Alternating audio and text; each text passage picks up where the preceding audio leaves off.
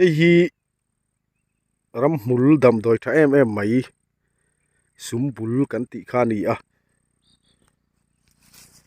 sumbul hi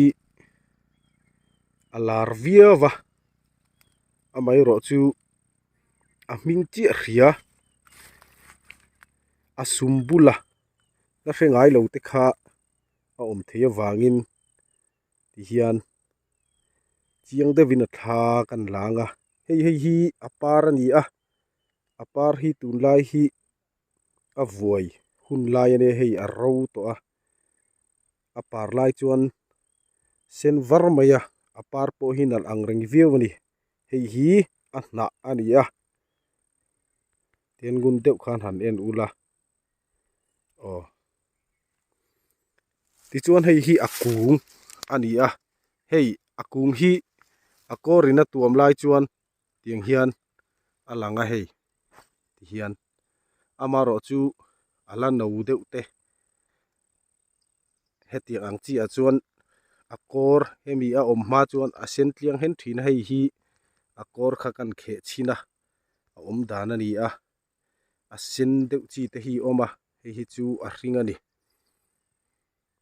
hei hi a hna ani a sumbul hian that na hrang hrang ani a phinglawng en kol nan ten hmang thina chu mai ba ka chuan zun kong lampang a har sat na hrim hrim a hian a tha em mai a zun te hi a ti tama sumbul an ei hi chuan kan zung huau mai ni ti chuan akung hemi akuang kan ti akung po hi fu ang hian hi mai thei kha ni a chu han thial bor borila zun in kan ti ang chi a te hian a tha em mai a ti chuan hei he lai hi abul ani hei hi ka chaw to na nia abul hi so thing te ne na in ang khat deuh hi ni a azung te po kan ti bok ang chu mi chhum tui chu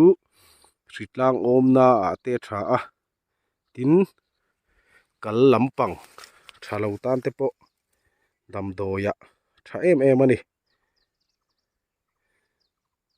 soito ang khan sumbul han eya akung fe emo azung chhum tui han in te hian zun ati tam em mai a tha em ani ti khan gun devin han enila a sumbul chi hria a hming thelo te po kha om theia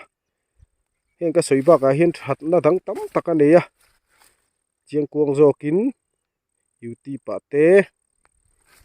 google a te po en tura omanga ka ngai poimo ber zo ka chu a that na mai ba ka a hming hria a tak la hrengai lo a om dan la hrengai lo te hi om ve thei ani thina wangin ti hian a video hi kan siam ani ti khana hriat thei tura ka ngaia hi soitong khana par ani a tur lai hi a ro lai tak ani a dam doi a hmang ve du la hrengai lo ten ti khan lo hreta ila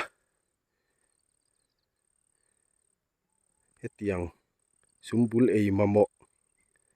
te kan omani chuan ti hian kan hre thei to tura kan ngaia lo ei ula lo dam pui ve ula ti in du sakna kan hlan cheu ani